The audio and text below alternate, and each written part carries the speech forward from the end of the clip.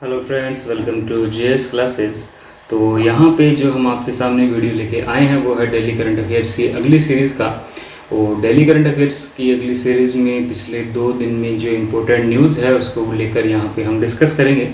तो देखिए, सबसे पहली जो इम्पोर्टेंट न्यूज़ है हमारे सामने वो है कीटनाशक प्रबंधन विधेयक 2020। इसे ध्यान से देखिएगा, क्योंकि यहाँ पर आपके लिए विधेयक इम्पोर्टेंट नहीं है, आपके लिए यहाँ पे इम्पोर्टेंट होगा कीटनाशकों से संबंधित जो फैक्ट पूछे जाएंगे। तो प्रबंधन विधेयक के नाम से ही आप समझ सकते हैं कि यहाँ पर जो भी कीटनाशकों का प्रयोग होगा उसके प्रबंध को लेकर यहाँ पे कुछ स्ट्रिक्टनेस दिखाई जाएगी, इस विधेयक में प्रस्तावित किया गया है। क्योंकि इंडिया में आप जानते हैं कि यहाँ पे कीटनाशकों का प्रयोग बिल्कुल अनियमित तरीके से होता है, प्रेस्क्राइब्ड को मात्रा से ज़्यादा होता है, तो इसको प्रबंध करने के लिए विधेयक लाया गया है। लास्ट बार इस तरह का जो विधेयक है वो 1968 में लाया गया था, और उसके बाद ये जो विधेयक लाया गया है ये 2020 में लाया गया है। तो ये दोनों बातें यहाँ पर ध्यान रखिएगा।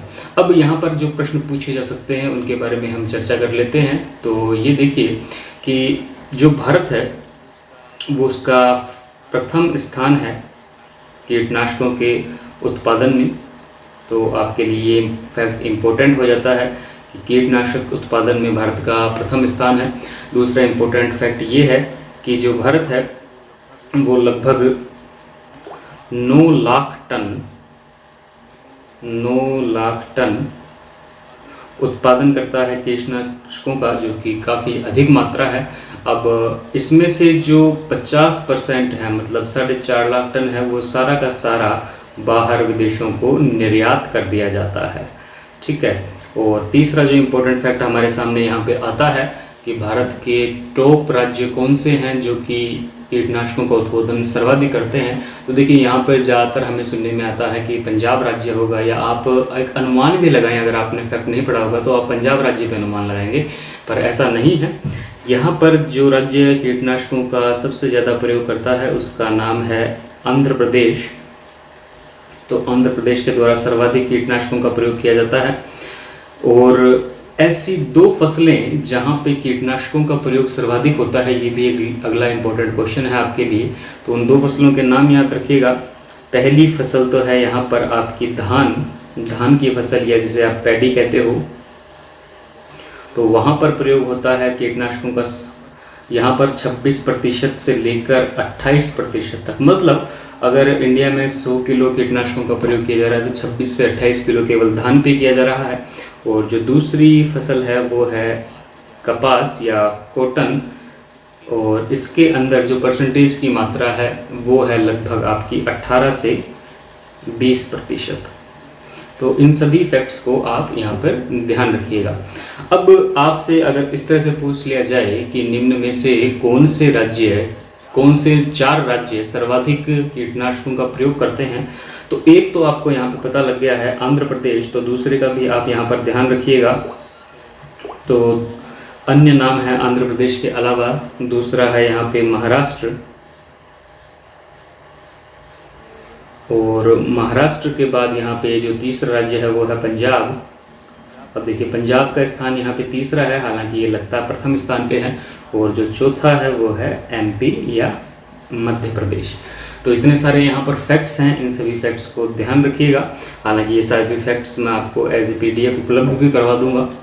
तो चलिए बढ़ते हैं अगली न्यूज़ की तरफ, और अगली न्यूज़ है हमारे पास ट्रांस फैट को लेकर। तो देखिए, सबसे पहले हम देखते हैं कि ट्रांस फैट क्या होते हैं।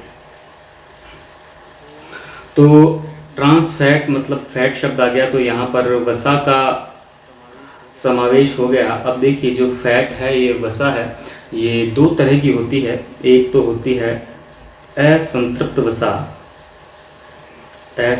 वसा, और दूसरी होती है संतृप्त वसा। ठीक है। अब ये सैचुरेटेड और अनसैचुरेटेड, देखिए असंतृप्त को आप कहेंगे अनसैचुरेटेड और इसको कहेंगे सैचुरेटेड।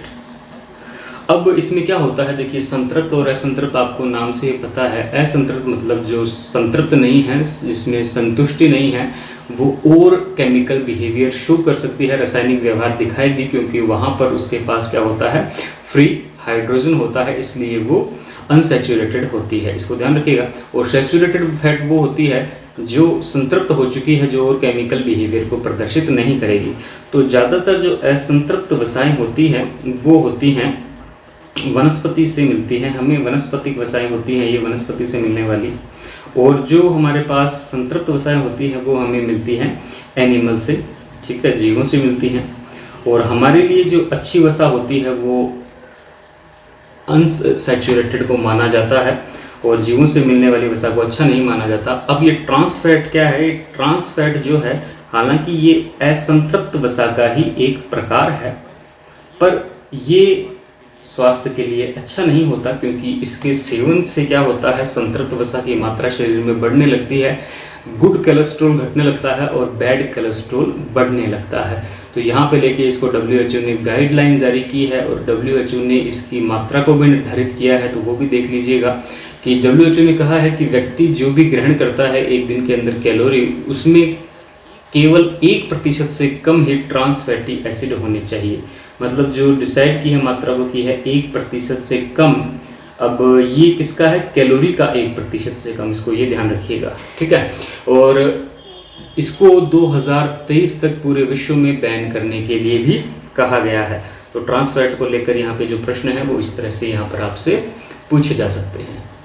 तो चलिए अगले क्वेश्चन की तरफ बढ़ते हैं। अगले क्वेश्चन है एक ऐप का, और उस ऐप का नाम है यहाँ पर IRAD ऐप, ठीक है, इसको ध्यान रखिएगा, IRAD ऐप।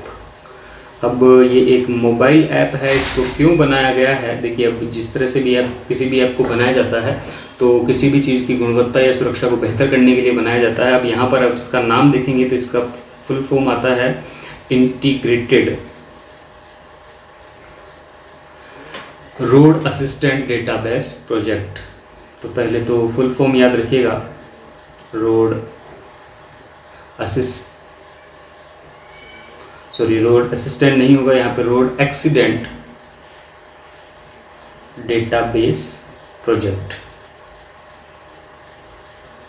अब देखिए, ये रोड एक्सीडेंट डेटाबेस जो प्रोजेक्ट है, तो यहाँ पर नाम से पता लग गया ये एक्सीडेंट से जुड़े हुए डेटा को उपलब्ध कराएगा।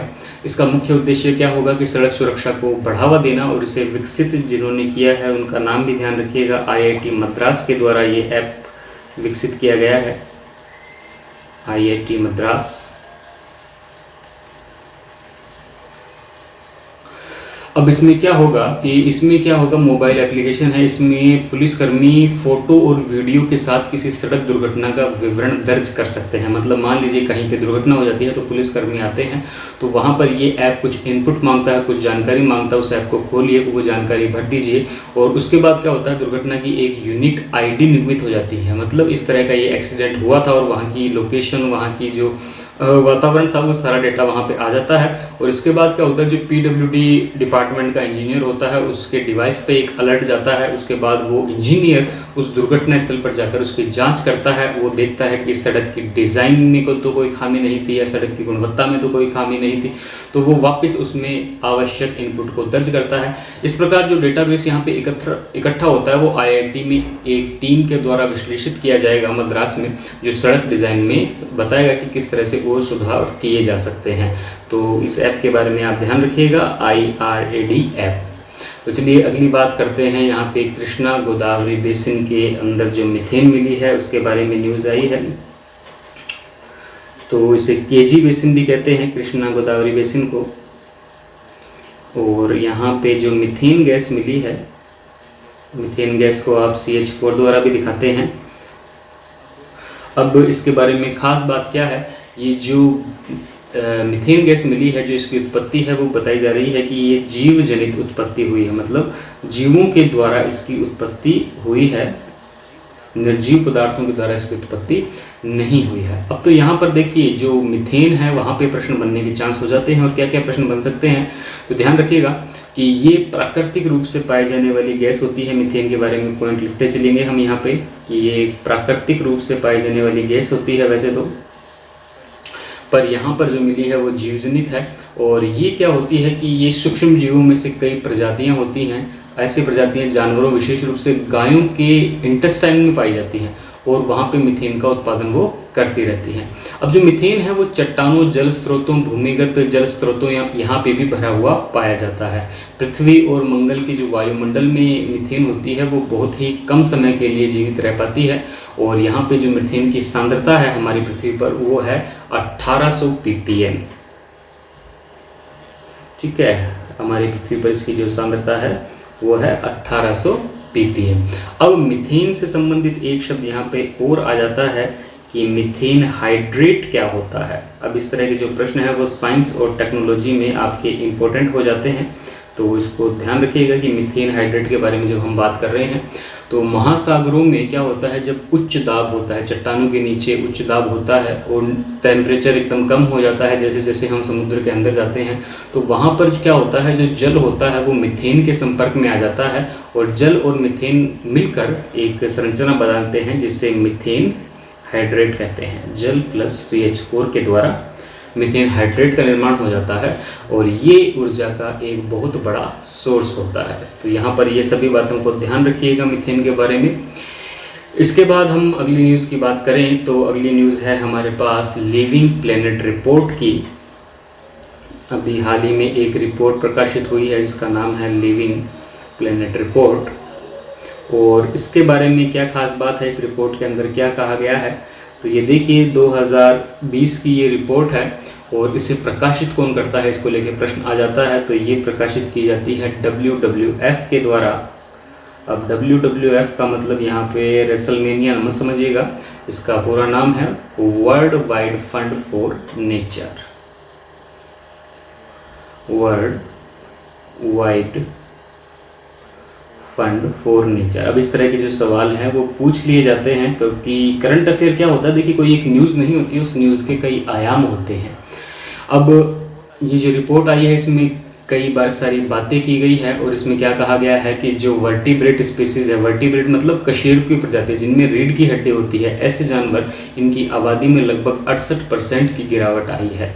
ठीक है, तो ये गिरावट जो आई है ये आई है 1970 से लेकर 2016 के बीच में 68% जीव कम हो गए हैं जिनमें रीढ़ की हड्डी पाई जाती है। अब इस तरह की जो रिपोर्ट आती है उसमें काफ़ी एनवायरमेंटल ये सेंसिटिव न्यूज़ होती है, और उसके लिए उत्तरदायी कारक जो बताए हैं वो ये बताए हैं कि भूमि के उपयोग में परिवर्तन हो रहा है। जो कृषि भूमि थी, जंगल की भूमि थी, उसको हम यूज़ कर रहे हैं इंडस्ट्री में। इसके अलावा वन्य जीवों का व्यापार हो रहा है जिससे जंगल काटने में आसानी हो रही है, प्राकृतिक आवासों की क्षति हो रही है। तो ये सब चीज़ें यहाँ पे ध्यान रखेंगे, और साथ में जो कुछ फैक्ट हैं आपसे पूछे जा सकते हैं उनको भी ध्यान रखिएगा कि भारत के संदर्भ में इसका क्या इंपॉर्टेंस है। तो देखिएगा कि भारत में कहा जाता है कि स्थलीय पूरे विश्व के स्थल क्षेत्र का 2.4% भारत में है। ठीक है, स्थल भाग का 2.4% है, पर जैव विविधता यहाँ पर है हमारे पास 8%। तो ये एक बड़ी बात है कि हमारे पास क्षेत्रफल कम है पर जैव विविधता के मामले में हम काफ़ी अच्छी स्थिति में हैं। जैव विविधता हमारे 8% है, और वैश्विक आबादी का लगभग हम जानते हैं 17% हमारे पास है। अब इसमें कहा जाता है कि पिछले 50 सालों में भारत में 12% जंगली जो जीव हैं वो कम हो गए हैं। अब ये कम क्यों हुए हैं? क्योंकि भारत में प्रति व्यक्ति इकोलॉजिकल फुटप्रिंट कितना है, 1.6 हेक्टेयर प्रति व्यक्ति से कम है, और ये कई बड़े देशों की तुलना में तो बहुत ही नगण्य की मात्रा में है। तो इकोलॉजिकल फुटप्रिंट यहाँ पे आपके लिए एक अच्छा प्रश्न है, इसको ध्यान रखिएगा। ये सीधा सीधा आपसे पूछा जा सकता है, इकोलॉजिकल फुटप्रिंट। तो इकोलॉजिकल फुटप्रिंट है भारत में वर्तमान में 1.6 वैश्विक हेक्टेयर प्रति व्यक्ति, वैश्विक हेक्टेयर प्रति व्यक्ति। ठीक है, तो यहाँ पर इस डेटा को आप ध्यान रखिएगा। अभी जो लिविंग प्लेनेट रिपोर्ट है ये 2 साल में एक बार आती है। ठीक है, ये द्विवर्षीय होती है, और ये पूरी पृथ्वी और जैव विविधता के संदर्भ में ये अपना सूचकांक जाहिर करती है। और यहाँ पर इस इकोलॉजिकल फुटप्रिंट की अगर आपसे परिभाषा पूछ ली जाए ये क्या होता है, तो इसको भी समझ लीजिए। ये क्या होते हैं, ये जैविक रूप से उत्पादक क्षेत्र होते हैं जो लोगों द्वारा उपयोग की गई जाने वाली प्रत्येक वस्तु, जैसे फल, सब्जियां, मछली, लकड़ी, फाइबर, जीवाश्म ईंधन के उपयोग से जो CO2 का अवशोषण होता है उसके बारे में बताते हैं। मतलब ये बायोलॉजिकल क्षेत्र होते हैं जो कितनी CO2 को अवशोषित करते हैं, ये भारत में पता लगता है। अब यहाँ पर क्या होता है, ये 1.6 वैश्विक हेक्टेयर प्रति व्यक्ति, मतलब यहाँ पर इतना क्षेत्र है प्रति व्यक्ति के लिए CO2 के एब्जॉर्प्शन करने के लिए। 2014 के अंदर जो पूरी पृथ्वी पे इकोलॉजिकल फुटप्रिंट था वो 1.7 था। ठीक है, इस फैक्ट को ध्यान रखिएगा। 2014 में पूरी पृथ्वी का जो इकोलॉजिकल फुटप्रिंट था वो 1.4 था, सॉरी 7 था। 2014 में जो इकोलॉजिकल फुटप्रिंट था वो 1.7 था। इसके बारे में ध्यान रखिएगा। तो इसको यहीं पे एंड करते हैं हम आज की बात को, और अगली जो करंट अफेयर है उसके बारे में आप सभी जानते हैं। ये राष्ट्रीय हिंदी दिवस था हमारा 14 सितंबर को। तो 14 सितंबर को हिंदी दिवस था, तो उसके बारे में एक फैक्ट ध्यान रखिएगा कि भारत की संविधान सभा के द्वारा 14 सितंबर 1949 को अनुच्छेद 343 के तहत हिंदी को देश की आधिकारिक भाषा के रूप में अपनाया गया था। तो यहाँ पर ये पॉइंट काफ़ी इम्पोर्टेंट है आपके लिए, ये हालांकि आप पॉलिटी में भी पढ़ते रहते हैं। तो चलिए आज के वीडियो में इतना ही। नेक्स्ट वीडियो में बात करेंगे कल के करंट अफेयर्स की। तब तक के लिए थैंक यू।